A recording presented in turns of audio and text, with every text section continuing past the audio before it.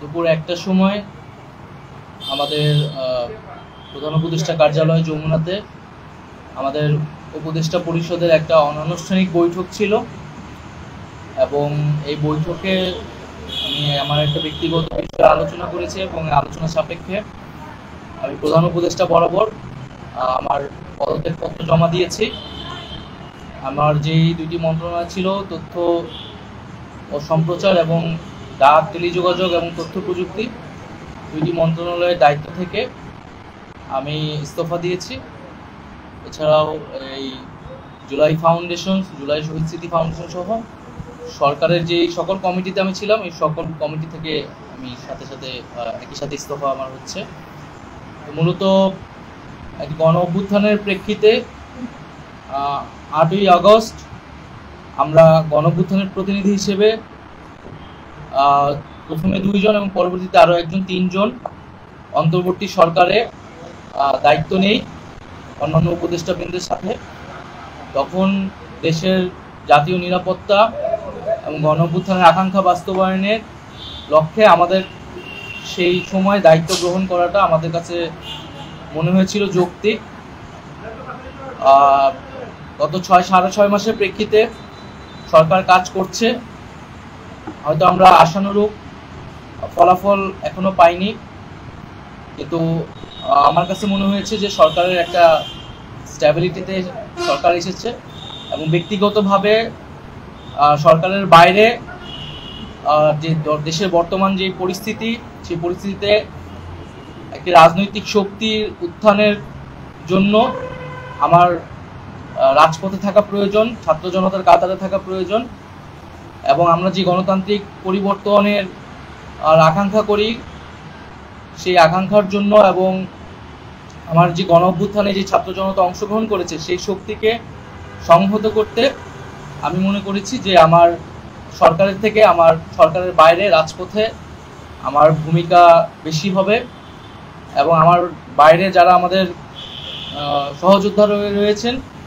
তারাও এটি চান এবং সেই প্রেক্ষিতে আমি মূলত আজকে পদত্যাগপত্র জমা দিয়েছি। তো গত 6 মাসে আমি আমার জায়গা থেকে চেষ্টা করেছি কাজ করে যাওয়ার। 2টি মন্ত্রণালয়ের বাইরেও অনেক অতিরিক্ত দায়িত্ব আমাদের পালন করতে হয়েছে। আমরা চেষ্টা করেছি এবং মন্ত্রণালয়গুলোতেও আমরা কিছু কাজ করেছি, সেই কাজের ফলাফল হয়তো সামনে জনগণ পাবে। 6 মাস খুবই কম সময়, তারপরও আমি চেষ্টা করেছি আমার কাজ আর ফলাফল সেটা জনগণ মূল্যায়ন করবে।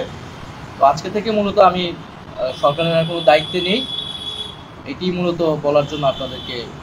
আমি আমার জায়গা থেকে মনে করেছি আমার বাইরে প্রয়োজন, বাট এখনও আমাদের গণ অভ্যুত্থানের আকাঙ্ক্ষা তো বাস্তবায়িত হয়নি। বিচার এবং সংস্কারের যে প্রতিশ্রুতি নিয়ে এই সরকার গঠিত হয়েছিল, ছাত্ররা এসেছিল, সেই প্রতিশ্রুতি পূরণে অন্য যে 2 জন রয়েছে তারা মনে করছে তাদের সরকারে এখনও দায়িত্ব রয়েছে, তারা এখন সরকারে থেকেই জনগণকে সার্ভ করবে। তারা যদি রাজনীতি করার প্রয়োজন বোধ করে তারা তখন হয়তো সরকার ছেড়ে দেবে।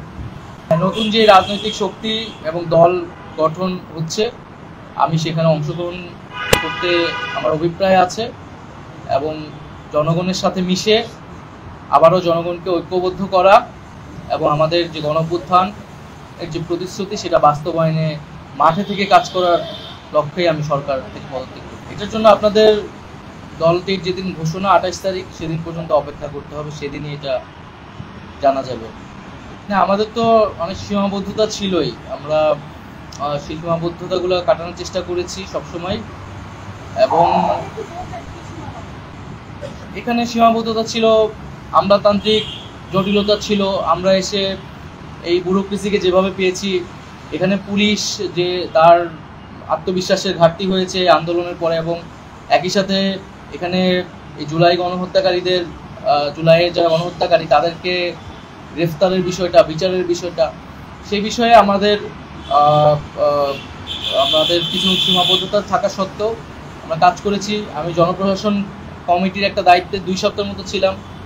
2 সপ্তাহের মিটিংয়ে আমরা সিদ্ধান্ত নিয়েছি যে যারা 18 সালের ডিসি ছিল এবং দুর্নীতির সাথে জড়িত ছিল তাদেরকে সরানোর ব্যবস্থা, এরকম কিছু উদ্যোগ আমরা নিয়েছি এবং আমি আশা করব যে অন্তর্বর্তীকালীন সরকার সামনের দিনগুলোতে জনগণের যে আকাঙ্ক্ষা, গণঅভ্যুত্থানের যে আকাঙ্ক্ষা, সেই আকাঙ্ক্ষা বাস্তবায়নে তারা সচেষ্ট হবে এবং দেশের যে আইন শৃঙ্খলা পরিস্থিতি, সেই আইন শৃঙ্খলা পরিস্থিতি এবং দ্রব্যমূল্য নিরসনে তারা সফলতা দেখাতে পারবে।